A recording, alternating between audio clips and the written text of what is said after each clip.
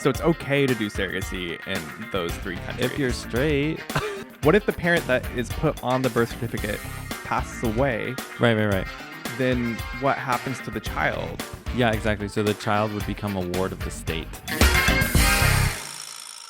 Hello, everybody, and welcome back to another episode of Who's Your Daddy podcast, where it's our job to explore and discover all things non-traditional paths to parenthood. That includes surrogacy, adoption, foster to adopt, and more. And today we are going to be discussing where in the world can you do surrogacy? Where are the best places and worst places in the world to do surrogacy? And we're also going to touch on something that's happening in Europe right now that's affecting specifically LGBTQ Italians and their ability to even have a family. So that is going to be kind of an interesting topic to discuss. We have an interview coming up later in the episode, so don't miss that. In more recent years, we've seen this far-right conservative movement, nationalistic movement hit through Europe, hit through the US. We've seen a lot of changes with it, laws specifically, and how that's affected the LGBTQ plus community. And now we're going to be kind of incredibly disproportionately. Right? Yeah.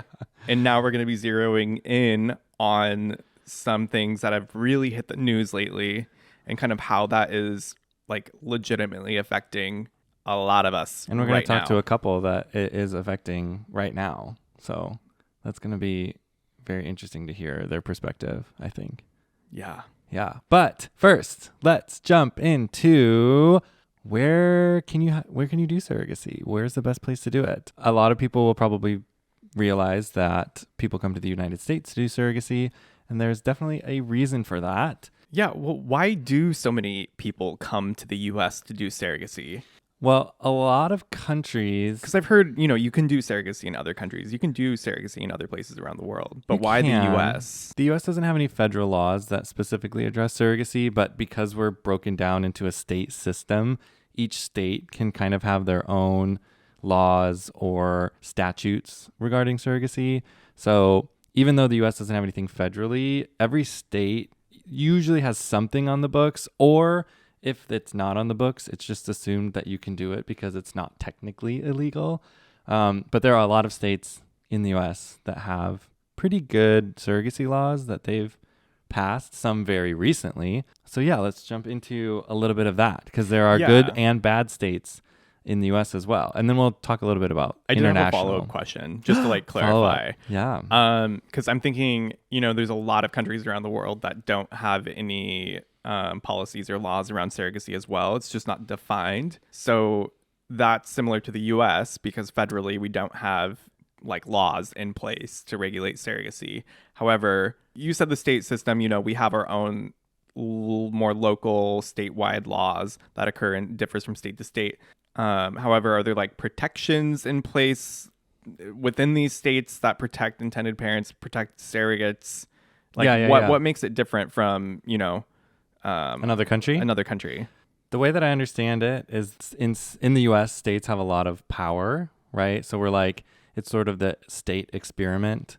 So we're a bunch of little countries that are sort of under this umbrella of a bigger country, right? And if there is a federal law, which is why they call it the United States. Correct. Oh my God. So if there is a federal law, it supersedes state law. Right. Okay. But states are sort of allowed to do their own thing to a certain extent as long as they're not outside of the federal law. So if there's no federal law banning surrogacy, states can kind of make whatever law they want regarding surrogacy. However, in some countries, the country itself has a federal law that says surrogacy is not allowed. Compensated surrogacy is not allowed. And then there's a lot of countries that don't say anything.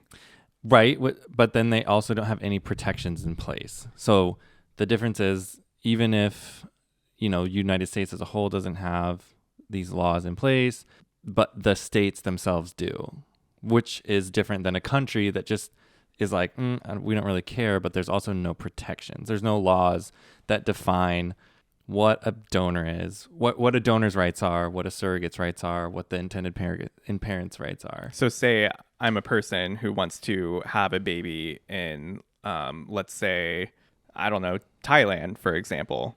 Thailand doesn't have any specific laws on Not surrogacy. that I know of. Yeah. Okay. So we'll just say hypothetically, Thailand doesn't have any specific laws regarding surrogacy. I want to go to Thailand and have my baby there. So I find a gestational carrier and we're doing the thing in Thailand.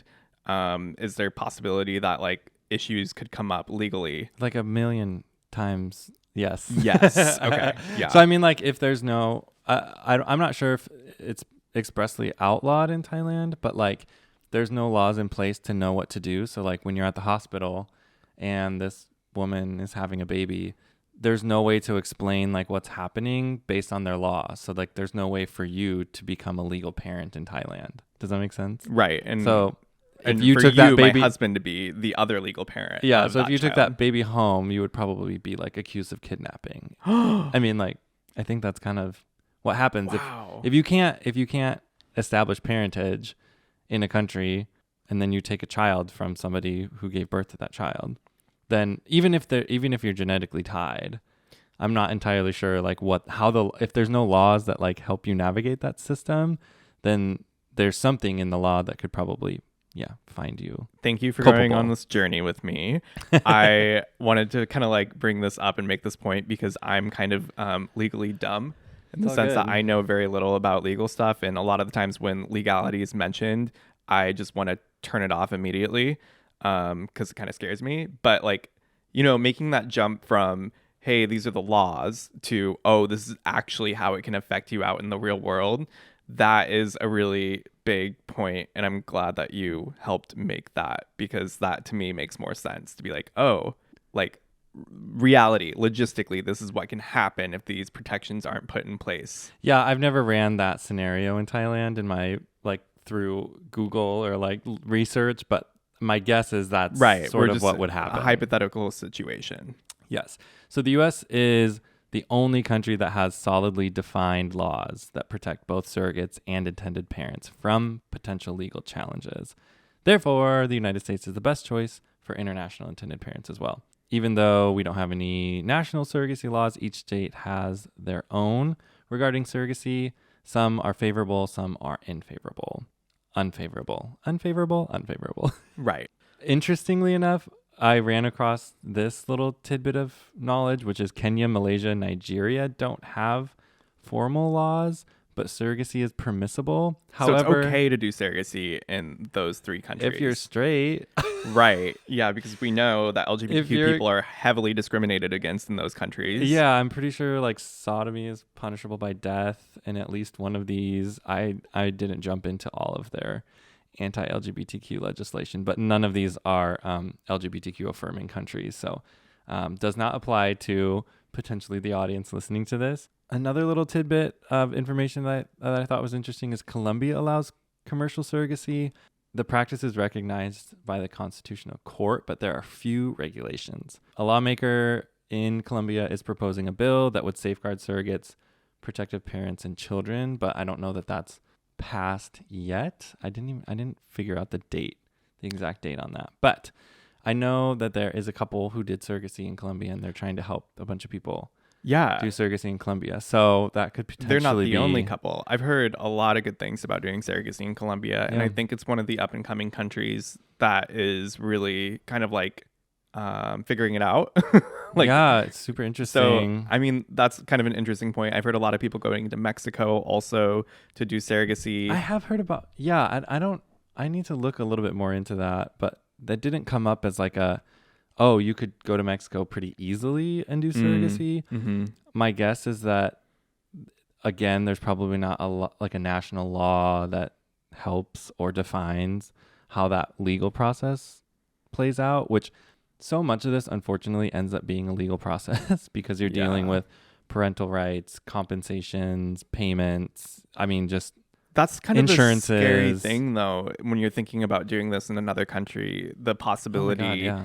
of your right to being a parent of your child not being respected or granted, and therefore losing access to your baby that you now have like spent years and years in the making of like of growing your family. Well, there was just a straight couple that made national news that had a child via IVF and surrogacy in Mexico. Oh, I remember this and the story. dad had to, I don't know why the mom couldn't go, but for whatever reason, the dad spent like 1 or 2 or 3, how many months? I can't remember. Up to like, I feel like it was maybe 3 months in Mexico trying to get all the paperwork together so that they could like adopt their own son. so that they could take their son out of the country, like take the oh, child home. You know what I mean? And so like wow. the mom like didn't get to meet her child. I think they got to see him or her in the hospital, but then they weren't able to take them home until like they were like 2 or 3 months old, I think. So even that's just a straight couple that's trying to like, have a kid through surrogacy and do it in Mexico. And so that's why I think like, yes, you can do it, but I think it's also just sort of tenuous. I mean, yeah, it makes sense why the U.S. is such a popular destination to do surrogacy, and then if there are protections at the state level to like protect intended parents, the surrogate and the child. Georgia has also been a popular destination for country, not the state. Fertility tourism. Correct, the country. Commercial surrogacy is legal for heterosexual couples, but not gay couples. So that's one thing, is you can go to Georgia if you're straight, but not if you're gay. Ukraine used to be kind of a hub for surrogacy, but obviously not anymore. Right. And then Russia used to be somewhat of a hub for surrogacy, but they've outlawed anyone outside of Russia to do surrogacy in Russia. As of December 2022, from what I read. So it's all internal. But again, like same-sex marriage, all that is not legal in Russia. There's no LGBTQ plus rights. There's huge discrimination. It's dangerous to be gay in Russia. Bad. So like it's not even a possibility for LGBTQ plus people to go to Russia and do surrogacy. Which again, when you look something up as a gay person, you always have to add the caveat, but what if I'm gay? You know what I mean? Yeah. Like, it's like, oh, people do surrogacy in Georgia. Oh, but just straight couples. You know what I mean? It's like you always have to, or Kenya or Malaysia or whatever. It's which is part of the difficulty in looking up this information, because when you were looking this stuff up, you got a lot of information specific for heterosexual couples, but you weren't, you had to do a little bit more digging to find. Right. Like, oh, well, yeah, a website can be like, oh, Kenya, Malaysia, and Nigeria allow it. It's permissible. But then you're like, but I'm gay. So probably not permissible. Yeah, it's like, so unless I like put on a front and I like pretended to be straight, and then I could go like through surrogacy in one of those countries.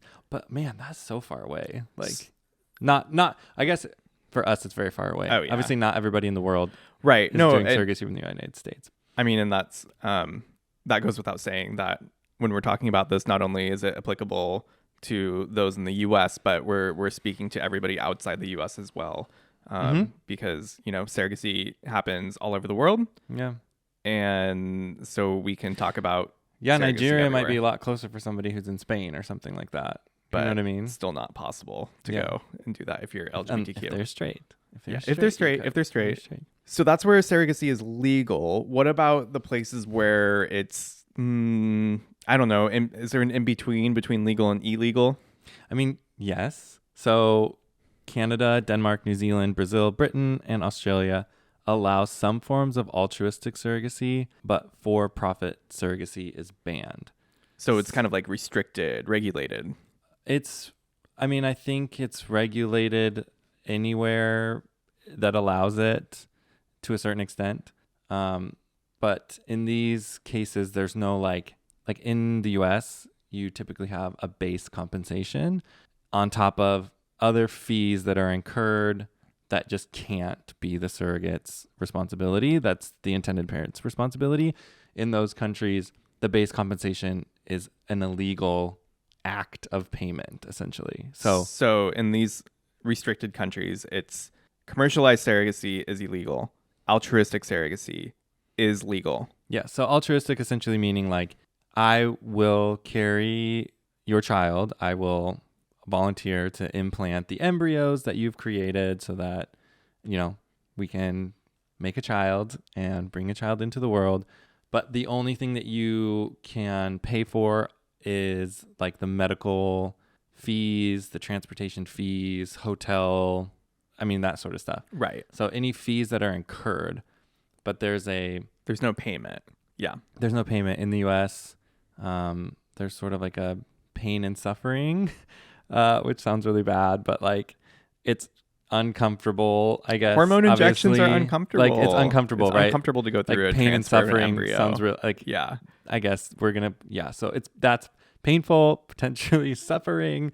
Obviously you're putting somebody's body through a bunch of different stuff. So Yeah, it's there's not no necessarily compensation for pain and suffering in those countries. I know some people mentioned Canada. We looked into it like briefly. That would be amazing. Oh yeah, it would be. To like have a surrogate in Canada who was like just wanting to do it altruistically. Like I think that's amazing. I know when we were talking to some people when we were in Australia, they said that it was super difficult, like very unattainable to do in Australia. So I think that there might be something beyond just having to find somebody doing it altruistically. There might be something deeper there. I didn't look into it that far. Well, I think it's also you have to look at it with supply and demand too, because if you're looking at the idea of altruistic surrogacy, that's going to be. I can't even imagine how long you'd have to wait for.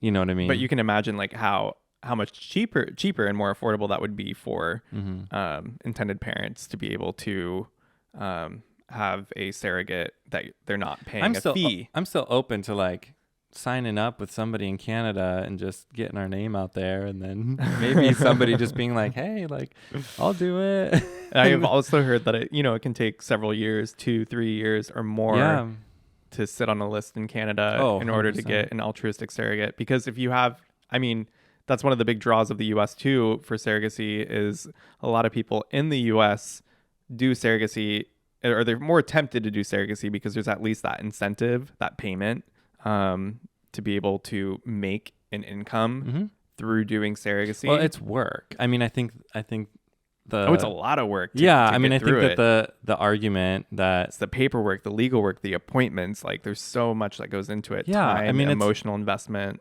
all of it. It's 9 months of someone's time and energy to like create a child. So, I mean, it makes sense. Obviously, I think anything that deals with money can end up with twists and turns that aren't great. But overall, I understand the like for-profit commercial surrogacy like model. Like, and then there's a whole argument against it. We'll get into that when we talk about Italy, I think. Okay, let's talk about where it is illegal.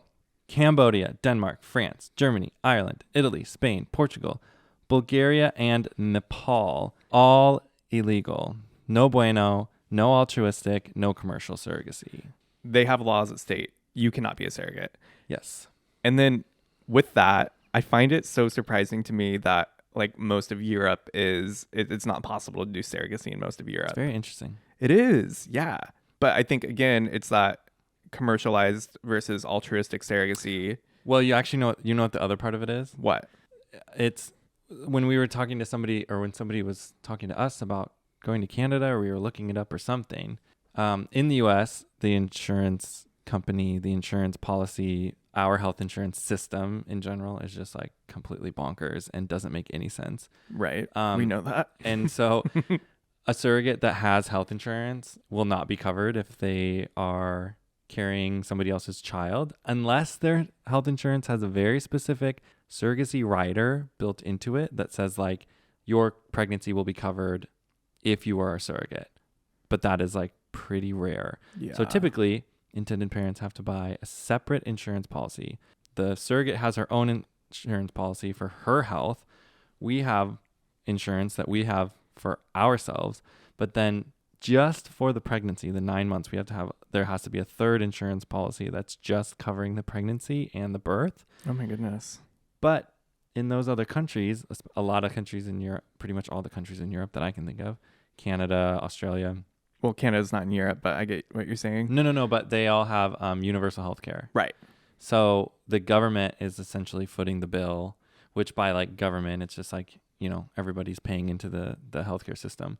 But the government is paying for that pregnancy as well. So if surrogacy is allowed, if compensated surrogacy is allowed, those countries would become, I think, like big havens. Oh my God. For surrogacy, yeah, because US, I feel like a lot of people in the US would be going there Of course. to go through surrogacy because they wouldn't have to purchase this extra health insurance policy that can be anywhere from like, I've read like 5,000 to like 30,000. Like it's, I'm still not sure why Right. that figure is so bizarre, but I think that's Could amount part to of it. tons and tons of money that the government would be paying for regarding healthcare for surrogacy. Yeah, potentially. Yeah. So I think that could be part of it. Maybe somebody can fact check me on it, but It's a good It's point to just make. like- I actually don't know. we're just like big, which is the US is just a big capitalistic society. So like if insurance companies can make money off of people going through surrogacy in the United States, like the US is going to be like, okay, sure. It's another statement for the wild, wild west. It's the Yeah. wild, wild west. Why it is the wild, wild west out here? I don't know why that's so hard for me to say. I don't know.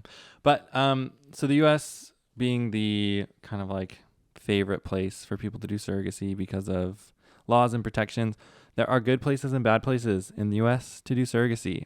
The best place, hands down, in the US to do surrogacy is California. Bar none, California. They have the most laws that specify the roles of donors, intended parents, gestational carriers, etc. State laws, protections. Yeah, Yeah. pre-birth orders, names on birth certificates, like legal documentation of like how this process works. Runs so smoothly. California knows Little what to they're no doing. issues. That's great. The one problem is when you are the best at something, you're usually the most expensive place to do it. Yeah. So, this is the best car in the world. That would be great for me to have, but it's probably going to be really expensive. This is the best place to do this process, but it's probably kind of expensive. They have like the best IVF clinics, the best laws for surrogacy. So if that's affordable for somebody, and if money is not necessarily an issue, that's the place to do it. California knows what they're doing. But there are other states that are also very like surrogacy friendly. So DC, Idaho, New Hampshire, Rhode Island, Washington, New Jersey, Vermont, Nevada, Connecticut, Delaware, Maine. So I am surprised to see Idaho on the list. Yeah.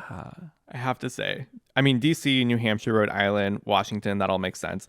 I also am surprised not to see Oregon on this list. But let's talk about Idaho. Why Idaho? Yeah. So Idaho is kind of a somebody was saying that Idaho is like a big mecca for surrogacy. We actually have friends that did surrogacy in Idaho, but the laws 2 years ago were not the laws that they have now.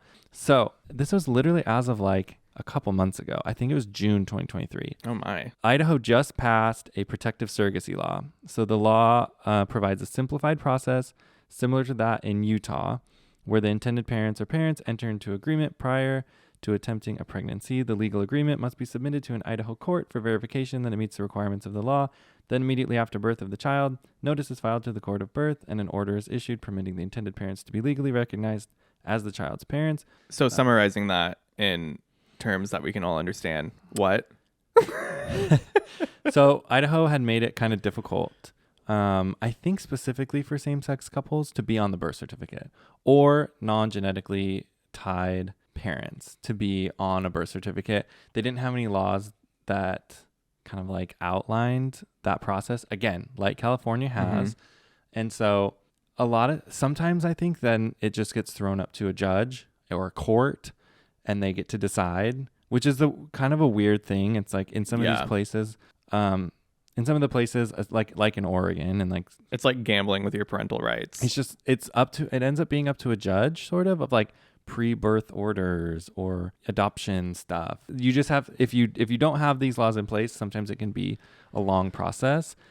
Our friends were kind of part of like making this push forward because they had kind of a difficult time doing the adoption process after the child was born. So basically what ends up happening is the child will be born. One of the parents, intended parents, is put on the birth certificate, but the other parent is not. No, the surrogate mother is. The surrogate mother. And so the then one you that's have- not even genetically related. And then you have to go through, so gestational carrier, right? So Gestational she is carrier. like, no, but she carried the baby, of course. but she carried the baby, so she gets put on the birth certificate as mom. Right. Okay. And then But she has no intention of being mother.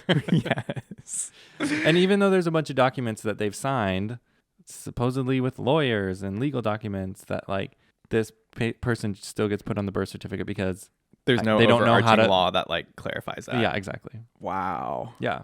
So I think they had to go to Florida or something to like What? do adoption things, and then they were able to both be on the birth certificate. I don't know, super weird. But Dang. yeah, if the state, that's the thing, if the state doesn't have it written somewhere and outline the process, then judges and lawyers have to decide what the best process is, or like what's legally feasible.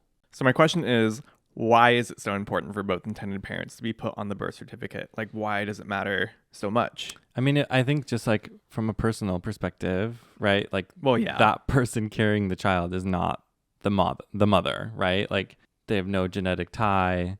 They have no interest in legally bound to this child. So I think there's that perspective of it. It's also a legal document of identification, right? So like sometimes for different jobs or different, I mean, passport applications, right? Or you have to show your birth certificate. And that birth certificate should have your parents, the people who are raising you, on it. Yeah. So one, that's important. But secondly, depending on the pre-birth order, if you are able to get one of those, or if you're not, sometimes even if you're on the birth certificate, you have to do what's called a second parent adoption. So if you're not the genetic tie of that child. So this is kind of, for gay and lesbian couples more specifically, right? So Yeah. typically we can only have one of us genetically tied to this child. The other one would have to do something called like a second parent adoption. I think in Idaho, this law takes care of both of those things, like so that you don't have to do the second parent adoption, because that can cost thousands of dollars and it can be just a timely, like lengthy process. So in some states with these laws, they're adding legal ties just, on top of the fact that you're on the birth certificate. So I think there's two caveats. I think you have to know, one, am I on the birth certificate? And two, was that legally binding, or am I just on the birth certificate, but there wasn't enough paperwork in the background that I have to do a second parent adoption? It's that's how I understand it. It's very murky, because I think some people, that sounds murky. I've heard stories of people being on the birth certificate, but they also then had to do a second parent adoption. Well, either way, like, say you're not able to be put on the birth certificate because there's no laws that have that protection, and the judge just decides, nope, not happening.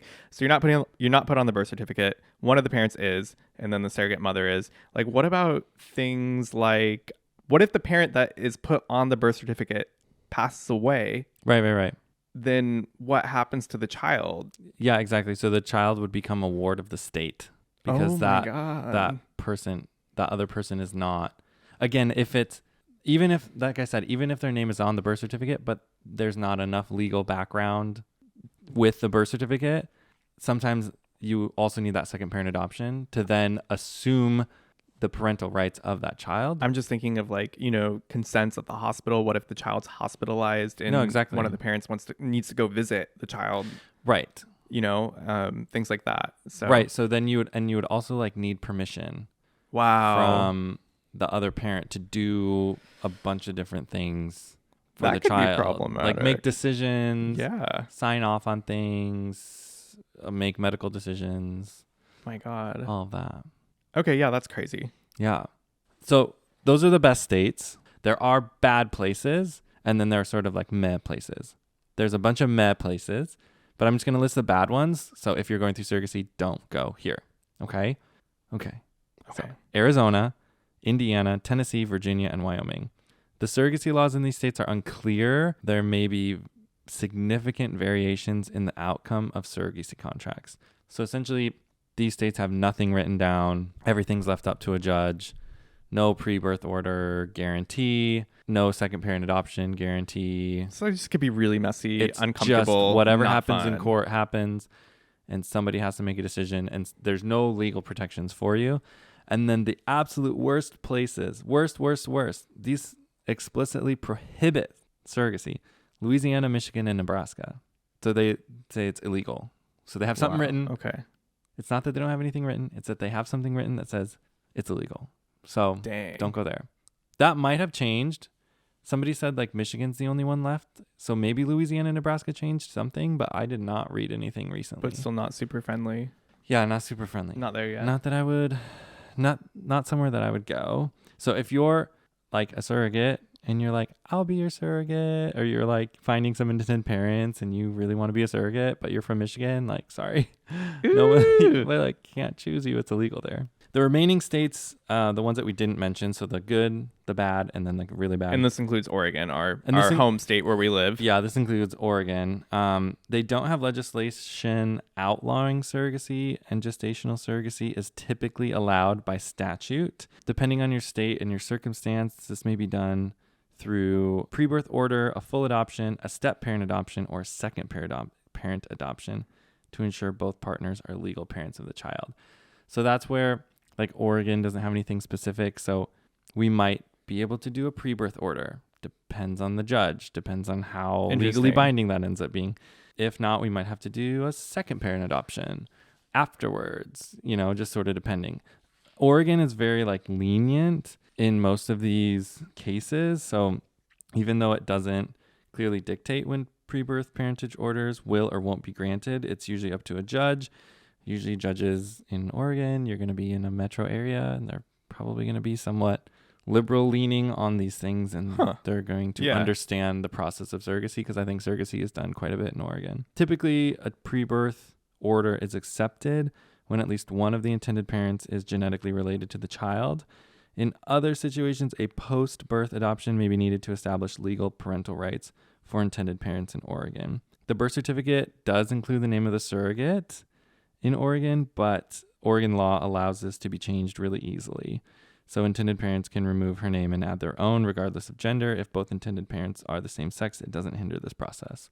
So that's where it's the same as like it was in Idaho. It's just Idaho made it really difficult to remove the surrogate. Oh, okay. But Oregon's makes it like really super easy, so it's just fine. Yeah. And Oregon's maybe a lot more of a liberal state compared to Idaho, so your chances of getting a judge that is going to approve your pre-birth order is far more likely. Yeah. And again, like Oregon is one of the most popular states for surrogacy in the US.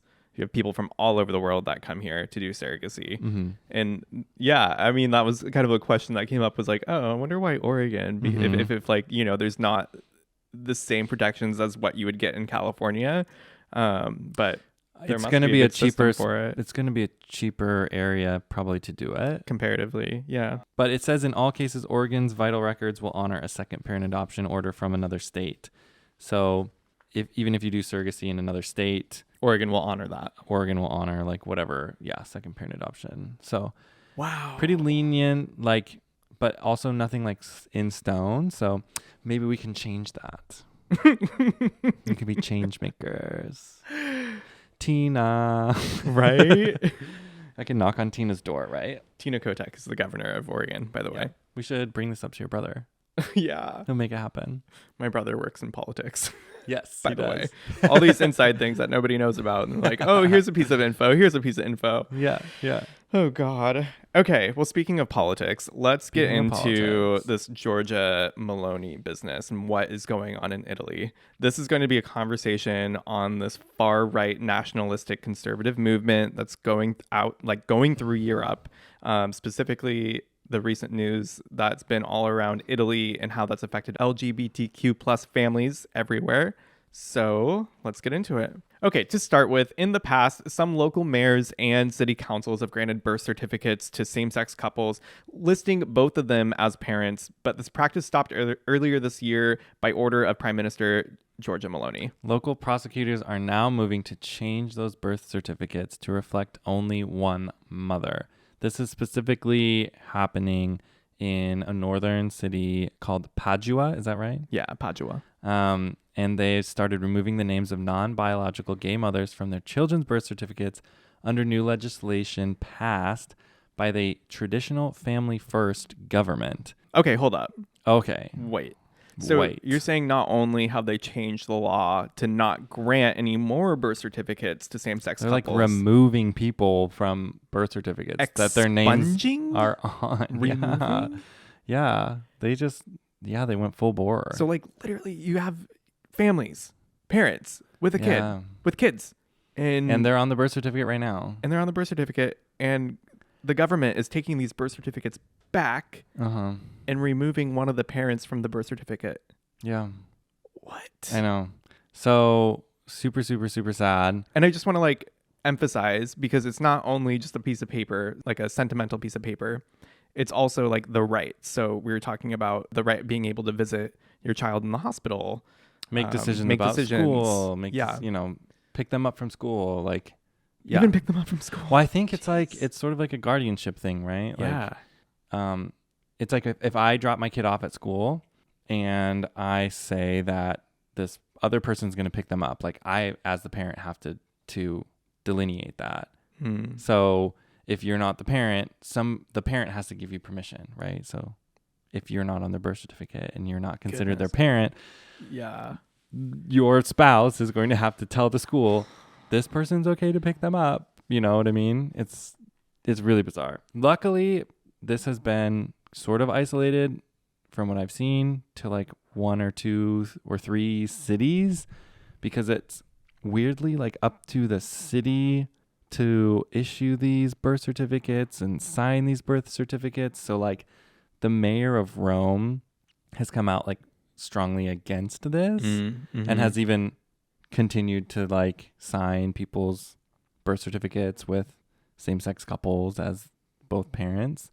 So it's an interesting thing. Like in the US, it would be states probably making these decisions, not cities. But here it's like everything's controlled by city, which like how many thousands of cities are in Italy? Or like a city regional area. Right. Yeah. So very, very, very wild. To note, Italy doesn't allow same-sex marriage. They don't recognize same-sex marriages. But they do recognize same-sex civil unions since the year 2016. Yeah. So also problematic when you're trying to establish parental rights if you can't be legally married. Another thing is that Italy doesn't allow LGBTQ plus couples to fully adopt, or they don't allow adoption rights in Italy. And this is also in part because surrogate pregnancy is also illegal in the country. So you can't do surrogacy in Italy. You can't adopt in Italy if you're an LGBTQ plus couple. Is that confirmed? If you're a gay couple in Italy, you can't adopt. Wow. But get this, fostering is open to unmarried couples, single people, and the LGBTQ community. LGBTQ plus people can foster a child, can like take care of a child with the highest needs children in the country, but they can't adopt, and they can't be granted the rights to parenthood. Wow. To be a child's parent. That's so sad. I think when we think of Europe, we usually think of them being like more forward thinking, like on super progressive, on the cutting edge social of things. issues. Yeah. Not the case. Wow. Okay, so all of this is sort of trickling in from this far right government. This woman named Georgia Meloni, who I don't want to give like too much time to, but let's just figure out who she is. She joined something called the Italian Social Movement, which was like a right-wing party founded by supporters of Benito Mussolini, who, if you know anything about... Oh, the fascist. Bad guy, fascist. Yeah, World War II. We don't like him. Do we remember that? She was big fan growing up. So fast forward to 2019, the Brothers of Italy, which is essentially like a fascist leaning right-wing party. It's kind of like the party from Benito Mussolini has evolved and changed over time into other political groups. And now this Brothers of Italy, is that what it's called? Yeah. Is like one of those groups that have come out from this fascist movement. Yeah. And they went from like in 2019 getting maybe 6% of the vote in an election to 2022, they got 26% of the vote. Whoa. Which in Italy somehow made them the controlling party and put her... There's a lot of parties. Put her as, you know, the person in charge of parliament, Minister. The prime minister. Yeah. She's running on this very Floridian style family first. It's called God, Family, Fatherland. That's the name of the pro-family campaign called God, Family, Fatherland. Wow. Yeah. Okay. One of the thing that gets me is like one of their biggest pushes for this government is to encourage women to have children. Right. But I mean, like, okay, yeah, I know it's funny Because they have a really low birth rate. right. Yeah, Yep. and I think that is kind of where this problem stems from. Ironic. Well, it's because yeah, Italy has a really low birth rate. It has what, the lowest birth rate in Europe? Lowest in the world. Lowest in the world. 1.24 per woman is among the lowest in the world. It doesn't say the lowest, but it says among the lowest. And Italy's population is consistently aging. Oh, yeah. So you're getting more and more old people, less and less young people, and the economy is suffering because of that a little bit. So this is sort of like a thing throughout the world, right? Like this is kind of happening in every country. Old people are a huge swath of the population, and then they stop working and they go on Social Security, and Social Security is being paid by us at the moment. And if there's less of us working and contributing to Social Security, there's not enough money for them to like live. Right. And so that's essentially what's happening in France, right? So they're trying to increase the retirement age. It's happening. It's always a topic of conversation in the US. And now it's, I think, becoming more of a top of mind in Italy. And in Italy, it's, right? it's Because mostly it's super old population and not enough Right. young people. and most of the younger women in Italy are taking care of their older parents. Well, that was one thing that was said, is that, you know, besides all of these factors, lack of affordable childcare, low salaries, precarious work contracts, and the tradition of women bearing the burden of caring for older parents, it's like it's not a very conducive world place to have children. Yeah. There's not much benefit of having a child other than like, Well, you I mean, know, if you want a family, that's you why want a you have family, a child. that's great. That's why you have Yeah. a child, right? But like economically, you're not benefiting from having a child. Like if the government is just like, you need to have a child, and you're like, I can't afford a you're child. more like disadvantaged economically. Yeah. I mean, it's just a really expensive world to have kids in right now. And I don't think that older people understand that. It's not just like, we can't just have like a million kids. Oh yeah. Like Goodness. we can't afford it. We can afford it. It's just not possible. I wasn't even connecting that like to us, but like, cause I mean, Yes. but even in the US, it's the Oh, same yeah. thing.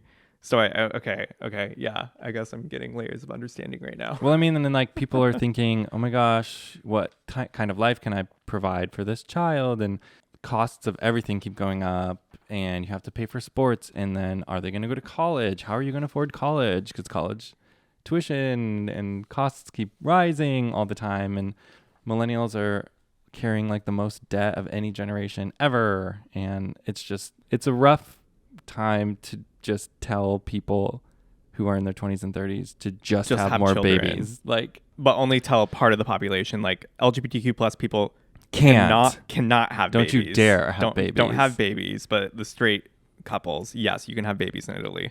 Pope Francis also stated recently he was encouraging Italians to have more children. He denounced the financial precariousness that is facing a lot of young couples, but he also denounced this selfish, egotistical choice that has led to a record low birth rate and is threatening the country's economic future. just like bonkers. A weird thing to say. This is a weird thing to say. Like, take no account of the world as it is and just be like, you're selfish for not having kids. Yeah. Like, not a good look. No, that's not. Also, like, our generation, I think, is probably the most environmentally conscious generation thus far. Well, I think Gen Z is probably No, that's what I'm more. saying. But like Gen Z are like childbearing at this point. They're in their low 20s. Yeah. I mean, Oh, like hello, I know Gen Z. I know Gen Z people who have children. People aren't doing great things for the planet. You know what I mean? Like, like each person has a carbon footprint. Each person creates trash. Like, I think we as a generation don't feel like it's our job to continuously increase the population of the world when we like actively see human activity destroying it. That's a kind of like a factor that might plays into my mind of like, if we could just have kids, if we were a straight couple, we could just have kids. Maybe I wouldn't really think about it as much. But having to put as much thought as we do into having kids, I'm thinking of like, do we really need to like go from 5 billion to 6 billion to 7 billion to No. 8 to 9 to 10 Yeah. to 11 to 12 to 13 billion? Like, Is it necessary? No, Or is it's it not. maybe like that's just what's going to happen, is that we can be fine with there being like 7 or 8 billion people, and we don't have to Well, the go. population is going to be self-limiting at some point because there's only so many Yeah. resources. But I don't know. that's a It's whole nother just, conversation. I don't know. I Honestly. know, but I'm just saying, I think that's maybe in other people's minds if it's in my mind. Yeah. Who knows? Maybe not. Okay, I want to go back to the situation in Italy.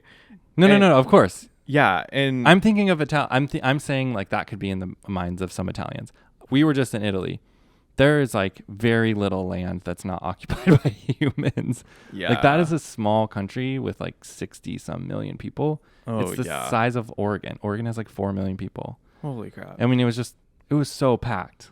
So, Padua. Padua, what do you want to say?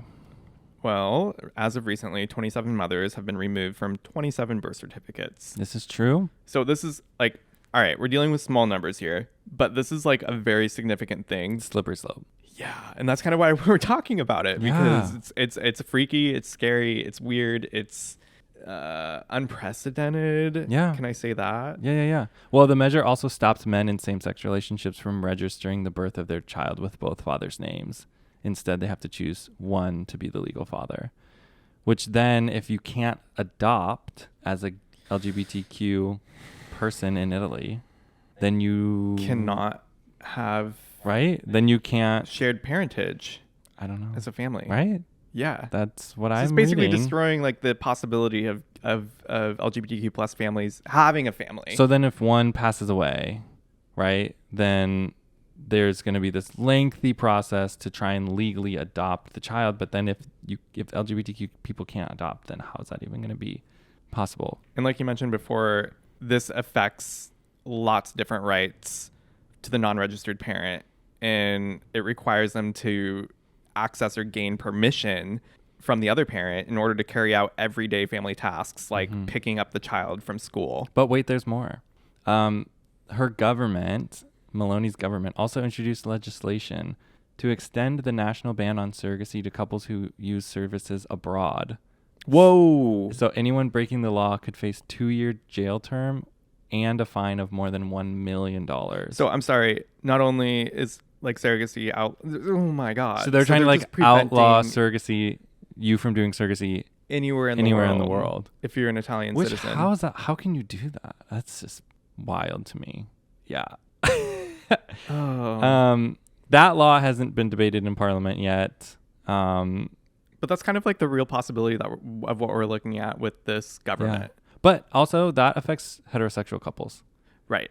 But it's It's disproportionately. just surrogacy. Right. But it's So- disproportionately affecting No, totally. LGBTQ But plus couples. like, if it's just as surrogacy, that could be a heterosexual couple. Yeah, If you are absolutely. having trouble getting pregnant, like, sorry, you can't do surrogacy abroad. You can't do surrogacy, period. You can't do surrogacy, period. No, totally. Justin Trudeau like spoke out against this, which I thought was very nice of him to do. We love Justin Trudeau. At the G7 summit, he said Canada is concerned about some of the positions Italy is taking in terms of LGBTQ rights, and to which Georgia Meloni looked really uncomfortable, I guess. So, which she should. That's just some bonkers, crazy stuff that happens when you let crazy, radical, right-wing political leaders start running things. And we actually got in touch with one of the couples. One of the parents was removed from the birth certificate. And From Padua.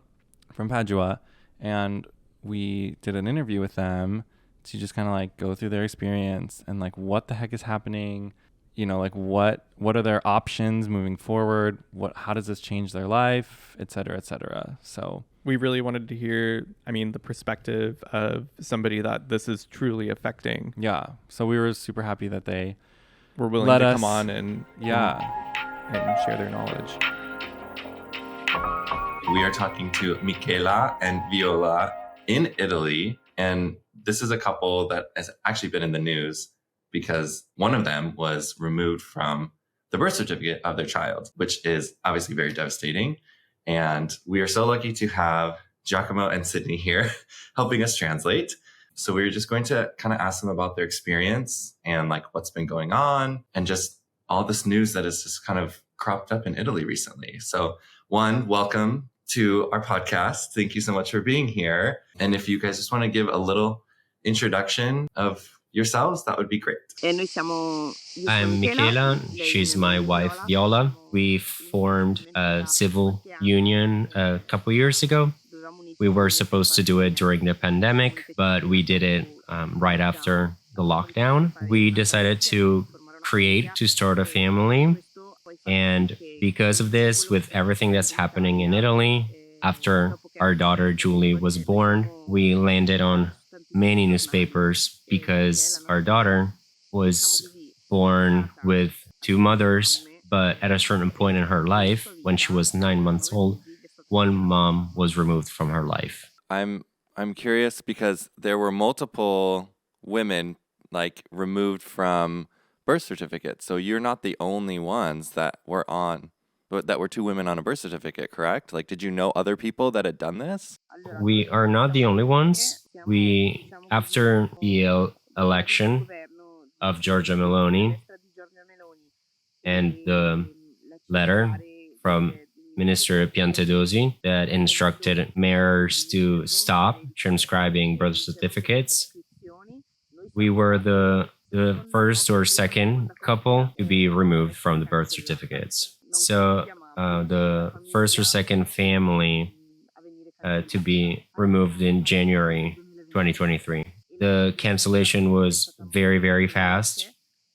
We went to court and our daughter had a mother removed from her birth certificate at the beginning of April. We were the first family for whom this process was retroactive because they did not stop Giulia from having two mothers recognized. Giulia had two mothers, but one was canceled later on. Now there are other certificates that the courts are considering. There are 33 or 34 in Padova. So unfortunately, we're definitely not the only ones. Yeah, because they're in, is it Bergamo? Padua. No, but I think are they in Padua or are they in Bergamo? Bergamo? Yeah, so they're in Bergamo. Bergamo started doing it before Padova. Oh my God, really? Oh, wow. Wow. Padua is like the one that's in the news. It's in the news. It's like 27.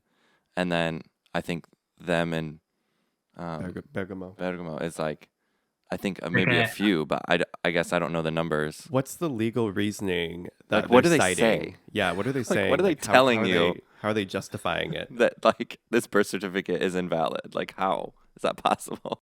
Like, now I do not want to use inappropriate language since it's legal language, but when we went to court with our lawyer, we decided not only to defend our daughter's birth certificate, but to try to take this matter to the Constitutional Court. So we were told that there was nothing unconstitutional in what was happening, and that, I'm going to rephrase it here, there cannot exist a family with two mothers. The family is made up of a mother and a father. A family has a mother and a father. We were two mothers. Two mothers cannot exist. There's only one mother, and that's Viola. But the solution they proposed was adoption. They told us not to despair because a solution existed, stepchild adoption, which, truth be told, is not really a solution, but just a patch. At the end of the day, they told us there's nothing unconstitutional, and a family can be considered as such only if there's a father and a mother. And in the documents, stepchild adoption was indicated as a possible solution. I'm just going to add one thing. We made this attempt. We went to the Constitutional Court with the lawyer, not only to defend ourselves, but also because the judge of the Constitutional Court 2 years ago said it was necessary to legislate on the subject, because there is no law in Italy that talks about birth certificate transcriptions of family with same-sex parents. There is nothing, so a law is needed. The judge of the Constitutional Court said it.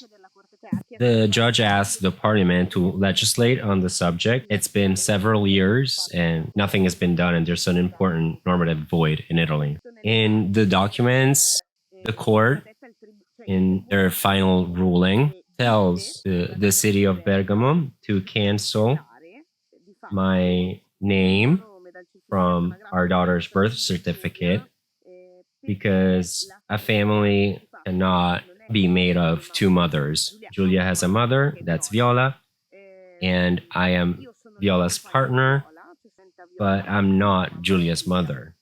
Giulia has one mother. That's Italy's stance on it. So how did this affect your family, and what are the implications to this decision being What are the passed? practical implications? Like, if something happens to the biological parent, right, and then what happens to the child if this step parent adoption doesn't go through, or she's still removed off the birth certificate? Is it like she's not the mom at all, or like how does it affect them? If something happens to Viola, Giulia, in the most positive of the hypotheses, she is giving to her grandparents, Viola's parents, and in the worst case, she would be put up for adoption.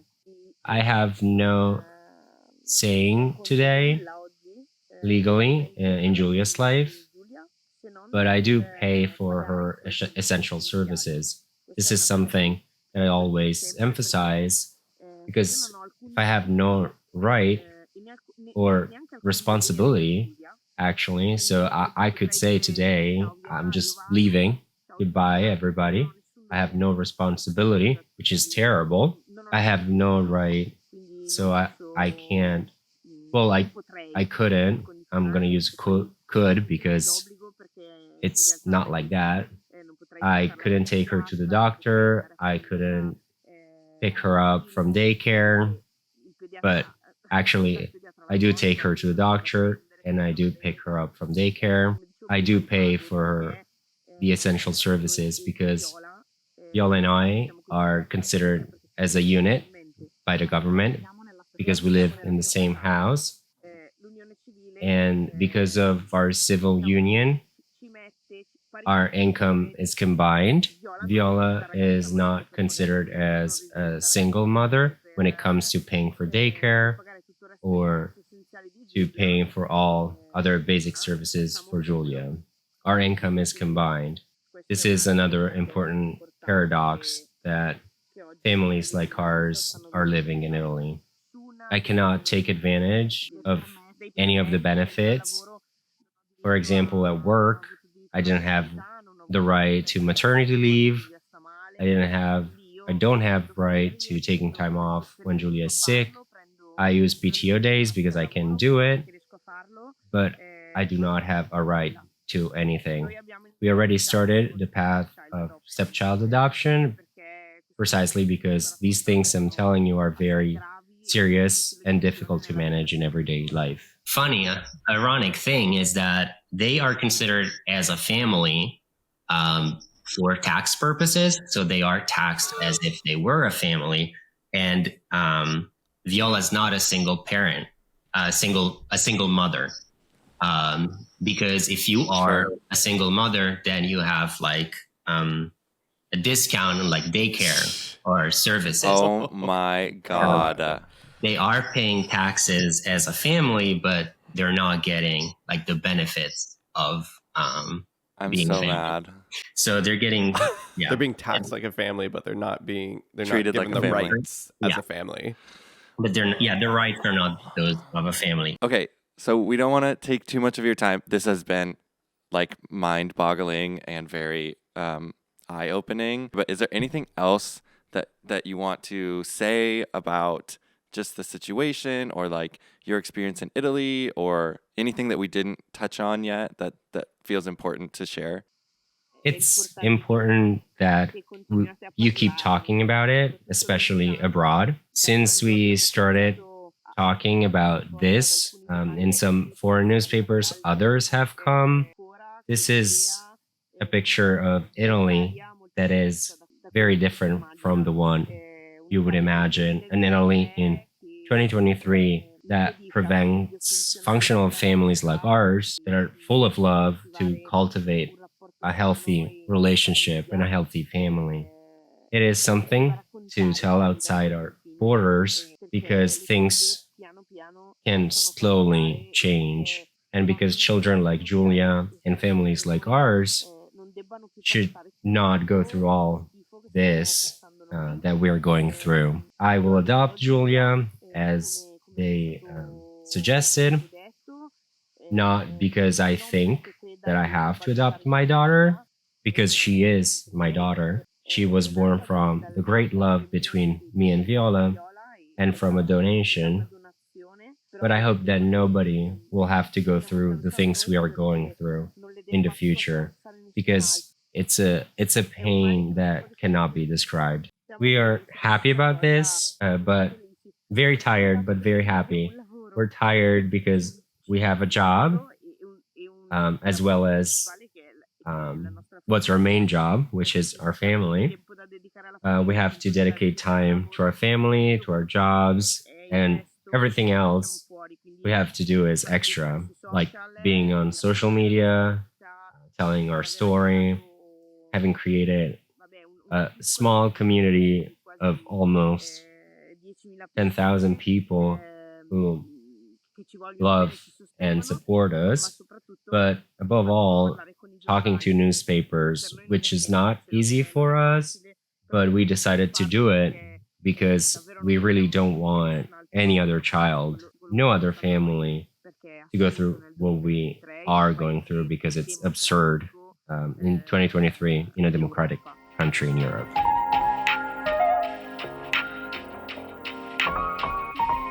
We also interviewed our friends Giacomo and Sydney. Giacomo is from Italy. They now live in Pittsburgh, Pennsylvania. However, we wanted to get Giacomo's input on kind of like how these changes of law affect him. And, they've considered moving back to Italy, and they've been having this, I spoke to them recently, and they've been having this discussion on kind of the factors that they're considering as far as like what's changing in the US, what's changing in Europe, what's changing in Italy, how is that going to affect them and their ability to have a family in the future. So this is another great point and a good conversation to have right now, is lots of people are having the same conversation around the world. So to follow up with all this, we do have Sydney and Giacomo. They are a couple that live in Pittsburgh, Pennsylvania.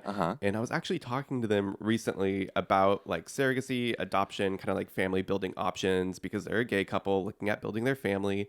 But Giacomo is from Italy. He's an Italian citizen. Yes. And so we were talking about kind of like that and what's going on in Italy right now and how that's affecting their decisions, because I think Sydney and Giacomo were saying, you guys were saying your interest in maybe relocating back to Italy at some point.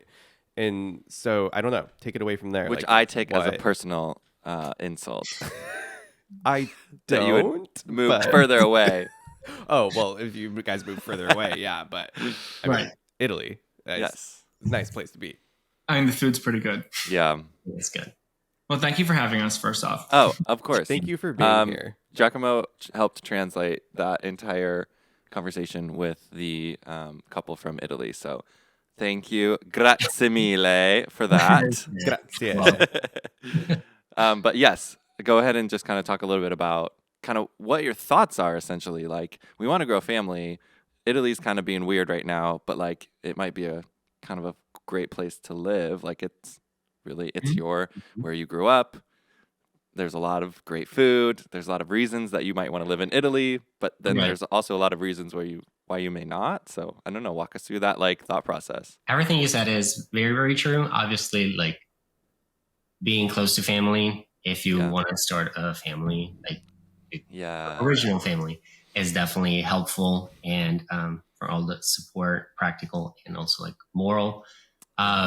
But yeah, the situation right now in Italy is not the most ideal for same-sex couples wanting to start a family. So I definitely think that because of that, even if we wanted to move back to Italy, like right now, we wouldn't. Right. The landscape needs to change to what it currently is, because like right now I'm an American citizen, he's an Italian citizen. So talking about, what would that look like in terms of if we were to move there, if things, decline in this country. Well, at least we thought at first we have an option to leave, or we have an option to go to his country. But then the question comes into place of, at that time, let's just role play into the future.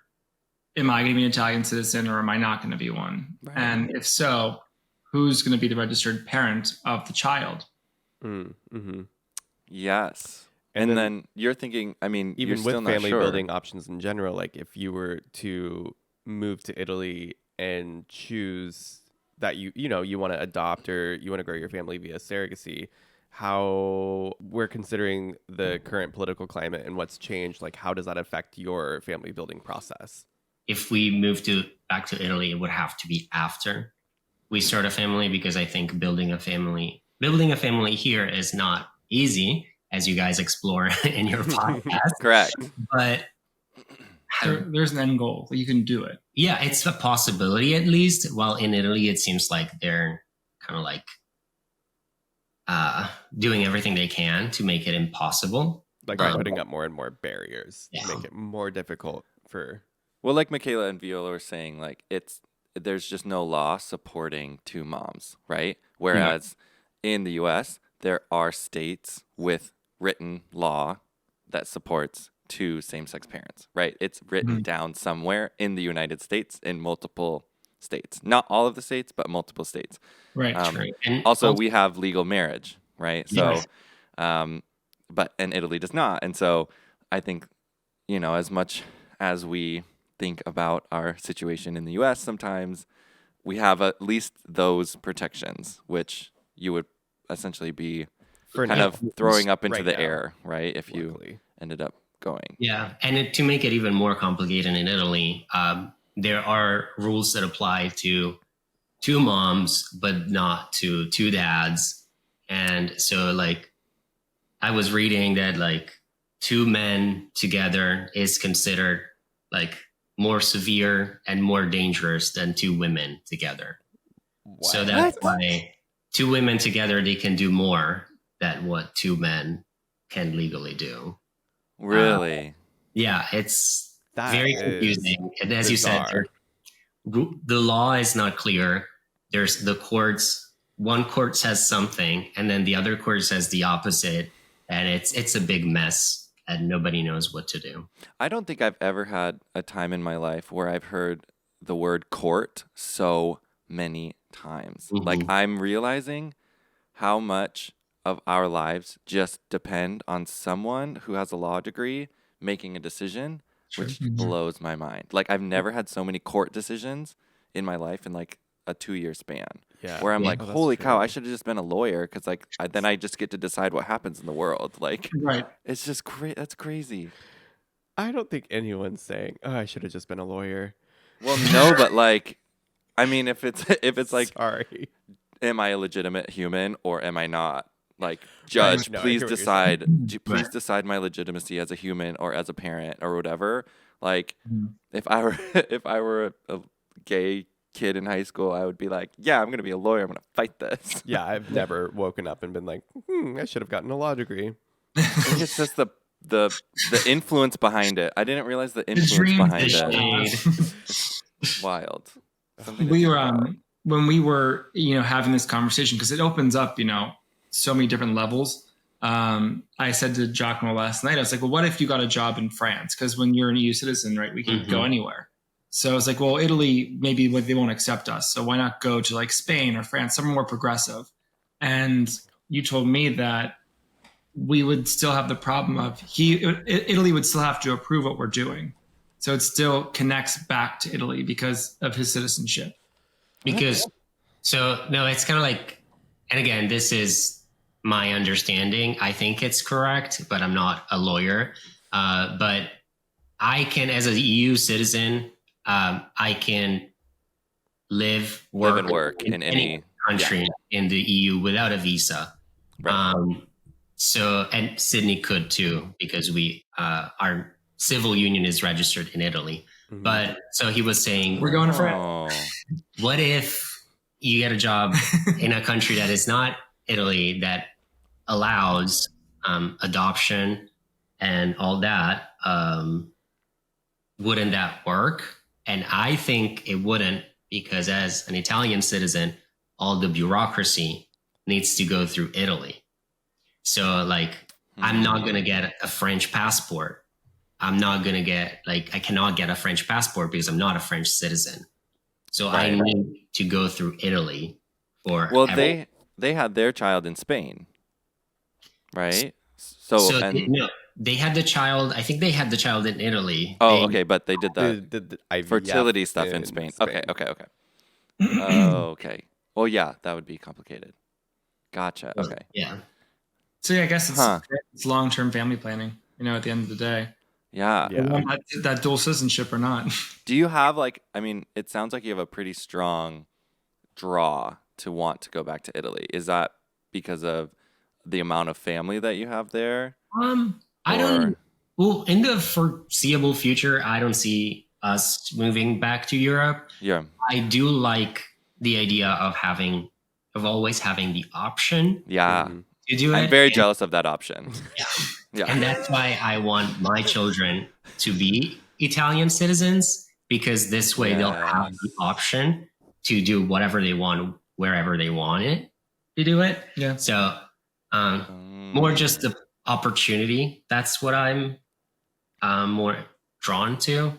Can they be dual citizens rather easily if you guys are registered in the US and then? Yeah, with Italy and American citizenship, they are compatible. Not all countries allow it. Like I know India doesn't allow it, but or China, but Italy does, and US. Okay, and then just to round out, what do you hope to see changed in Italy? Maybe gay marriage would be nice because that would open the door to families and totally opportunity. I think, in a nutshell, that same-sex couples could be treated the same way as not same-sex couples, like heterosexual couples are. I think that's the ultimate goal. We don't want more, just want the same. Literally.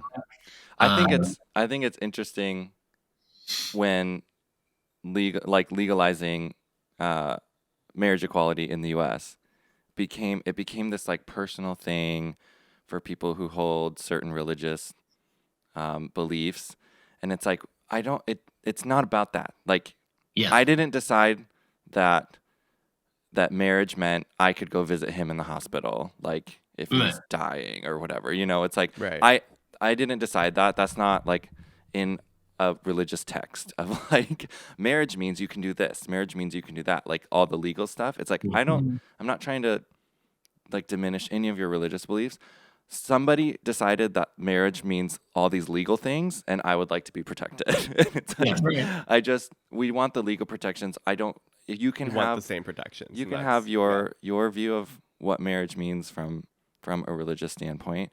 I just want the legal part of it to be protected and legitimized as a human.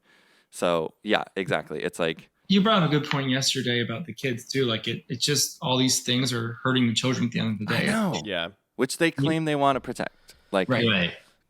Protect the children. We want to protect the children. Well, don't delegitimize their family. I don't know. Right. It's just put them in foster care or something. I know. Yeah. Sad, but. Well, thank you guys so much for joining us and for sharing. Translating. Yeah, and for translating. Oh my gosh. Yeah. Of course. Anytime. Yes. Yeah. I thought of a master plan before we sign off. Okay, you ready? Yes, so I'm ready for the master plan. 2025, I'll get my citizenship. Okay. Then we'll get divorced. You guys get divorced. Then we'll get married separately. Then we'll give you our citizenship. Oh, this is and then so we'll all be perfect. European citizens, then get remarried back to each other. Oh my God. Wow. I'm very happy with that. I mean, yeah. Don't tell the governments. I'm sure TLC could make a show around that. International husband swap. Yeah. TLC coming to 90-day dual citizenship. Right. Yes. While in America. Oh my gosh. We know the secret now. Yeah. Yes. So I'll keep you TLC posted in is listening. 2025. Perfect.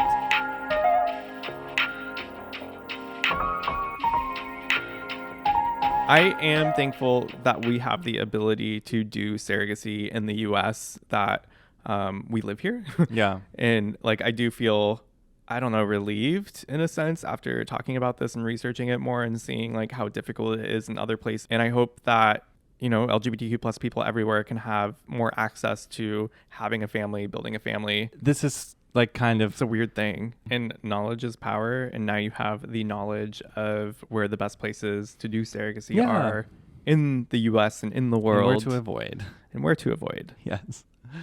With that, we would love to hear your thoughts on this. Like, what do you Mhm. think about the current situation in Italy? What are your thoughts on like doing surrogacy within the US and other places? You can email us at who'syourdaddypod@gmail.com. You can send us a message on Instagram at Michael and Matt. And we haven't done this yet. I don't think we've read a review yet. Let's read a right? review. We're going to start doing this. So please leave us a review, leave your comments, leave your questions, and we will start reading these at the end of every episode. Okay, here we go. Code _223509 says, I am so excited for this. You both are going to be helping a lot of people with this podcast. My husband and I will be starting our journey next year. So I look forward to having some insight on the process. Much love. Congratulations. That's Congratulations. awesome. Yes, Yeah. I hope that this can be somewhat Helpful. helpful, insightful, educational. To check out what we're doing from the day to day, you can follow us on Instagram, TikTok, YouTube, all of the places at Michael and Matt. Make sure you're subscribed, followed here. Make sure you've given a rating, and please write us a sweet, sweet review. We would love it. And until next time, Daddy's Daddy's out.